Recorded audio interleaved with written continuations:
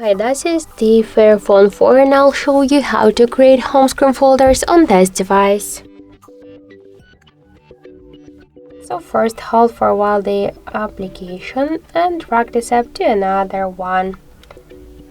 And by this way we could see that we just successfully created the new home screen folder. If you wanna add here more applications, by the same way hold and drag it. To rename the folder, just tap once on the name and enter the new one. If you wanna move folder here on the screen or between the screens, we should just hold and drag it.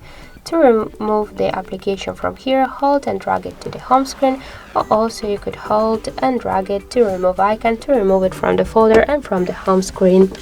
So that's it. Thank you for watching, and if you find this video helpful, leave thumbs up and subscribe.